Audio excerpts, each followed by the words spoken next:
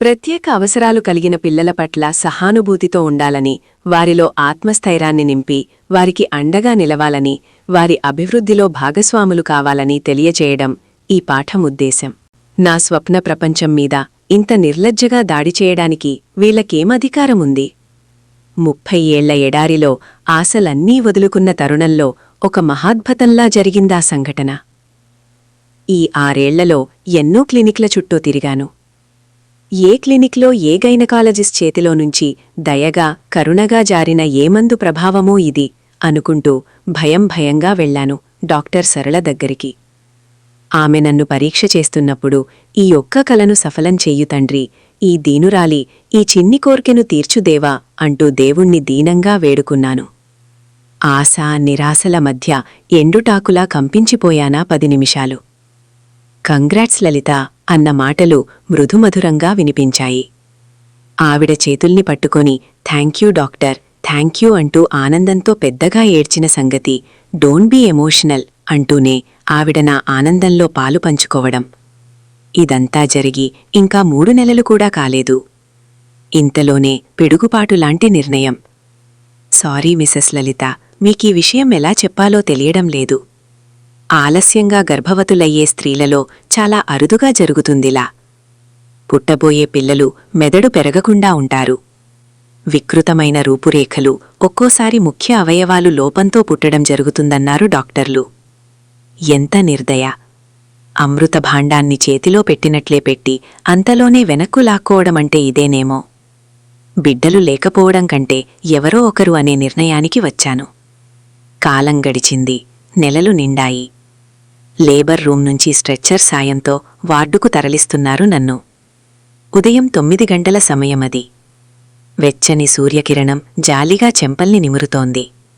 ప్రసవయాతన ముగిసి వార్డులో చేర్చిన 10 నిమిషాలకు బిడ్డను తెచ్చి పక్కనే పడుకోబెట్టారు. నా ప్రక్కన మరొక ప్రాణి.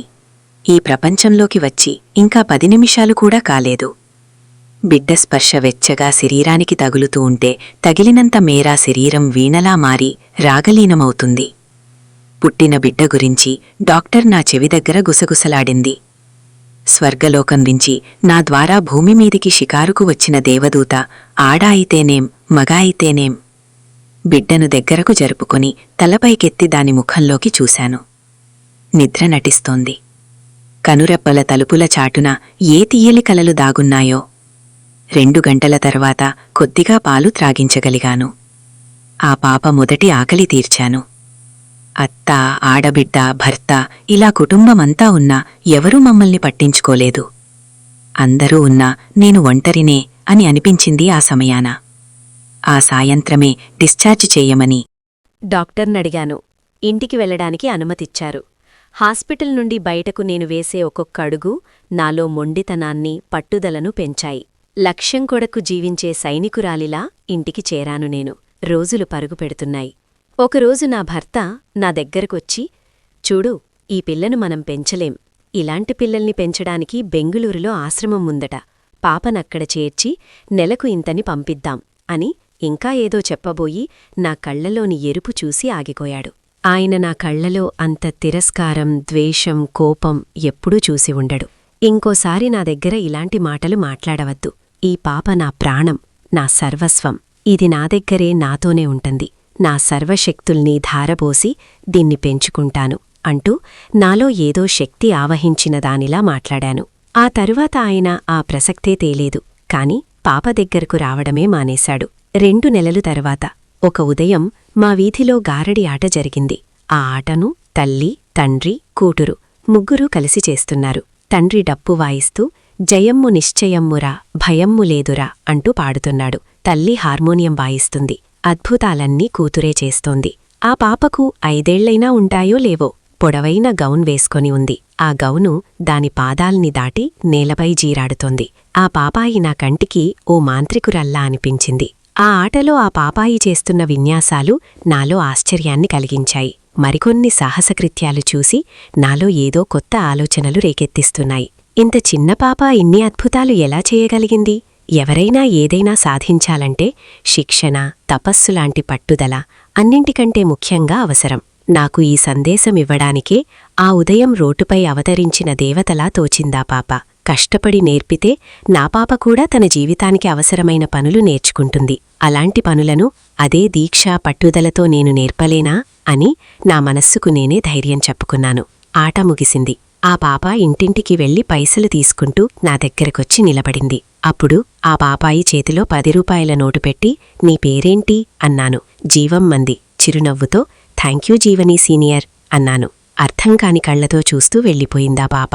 ఆ పేరు నాకు ఇష్టమే అన్నట్లుగా లోపల జీవని జూనియర్ కేర్ మని ఏడుస్తోంది. ఒకరోజు నేను పిల్లలకు వేసే టీకాల కోసం ఆసుపత్రికి వెళ్లి వస్తున్నాను. చంకలో జీవని, భుజంపై వేలాడే హ్యాండ్ బ్యాగ్. సిటీ బస్సు నిండుగా ఉంది. ఆ జనం అరుపుల మధ్య పాపను నాకివ్వమ్మా అంటూ జీవనిని అందుకున్నాడొక వృద్ధుడు.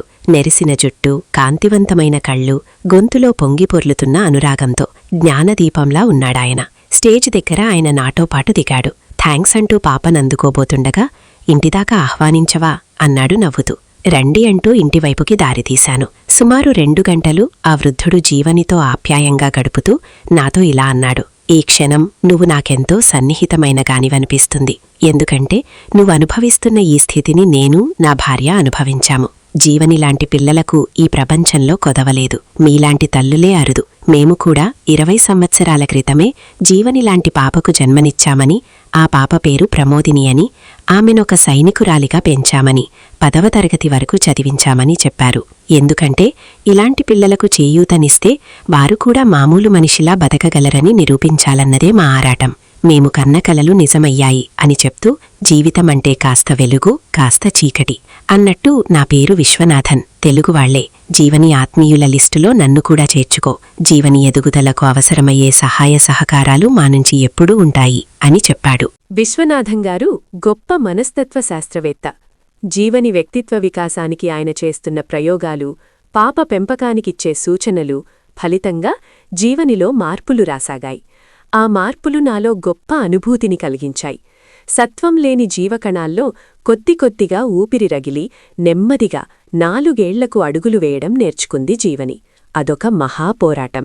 వెదురుబొంగు వేణువుగా కావడానికి పడిన శ్రమ, లేశమైన వెలుగు సోకని అంధకారంలో పడుతూ చేస్తున్న ప్రయాణం.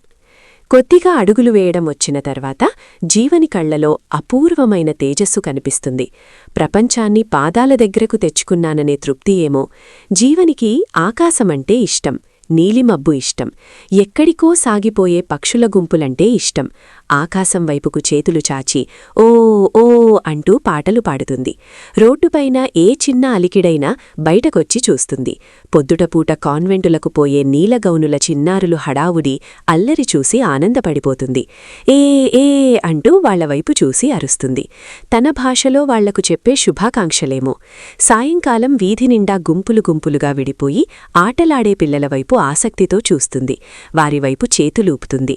ఆటలలోని మాధుర్యాన్ని తనకూ పంచమని అభ్యర్థనాపూర్వకంగా చూస్తుంది.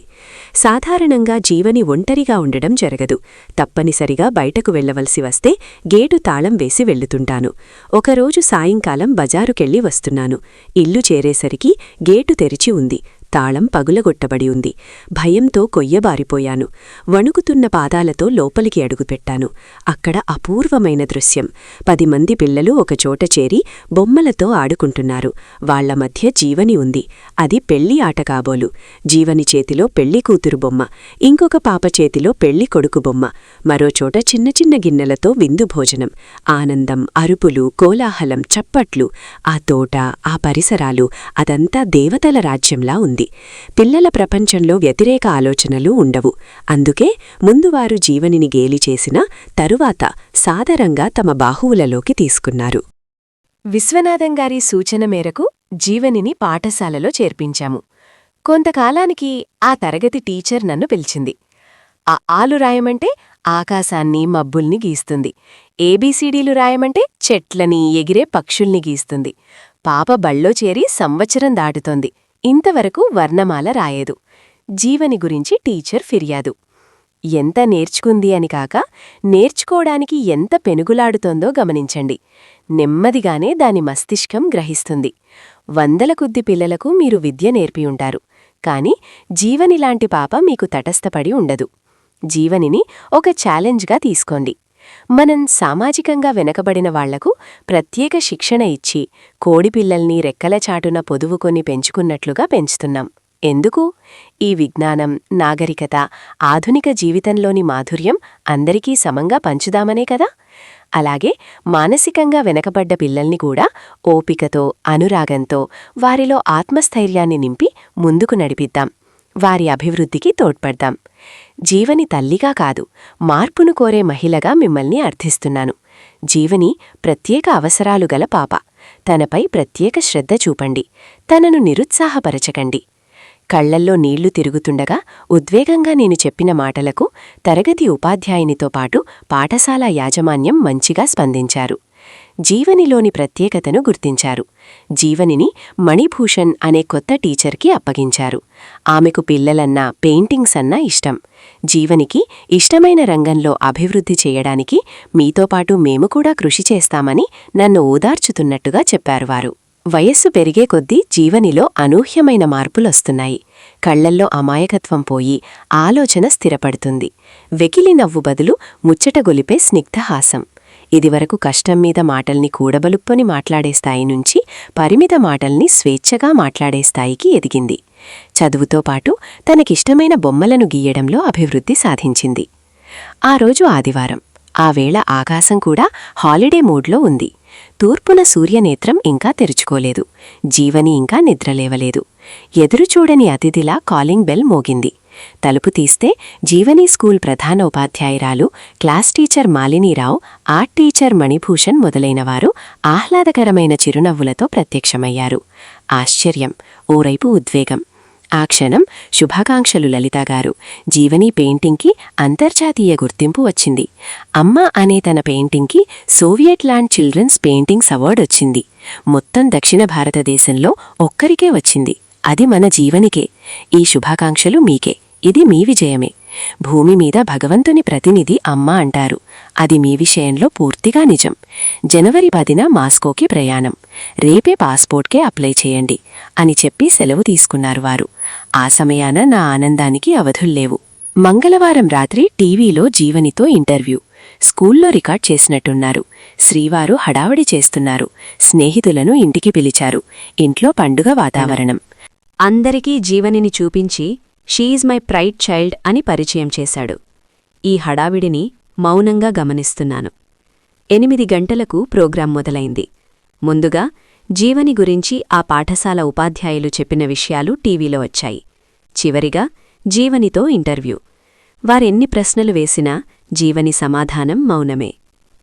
నీకిష్టమైన వారెవరు? అమ్మ. మీకు స్ఫూర్తి ఎవరు? అమ్మ అంది. పెయింటింగ్ అంటే ఇష్టం ఎలా కలిగింది? టీచర్ వైపు చూసింది. ఇంట్లో నీ పెయింటింగ్కి ఎవరు సహాయం చేస్తారు? జీవని జవాబు చెప్పకుండా దిక్కులు చూస్తున్నది. బహుశా నాన్నగారు ఎంకరేజ్ చేస్తుంటారు కదూ? మళ్లీ మౌనం. హఠాత్తుగా జీవని కళ్లల్లో నీటి పొర కదలాడి ఆ అమ్మే అంది.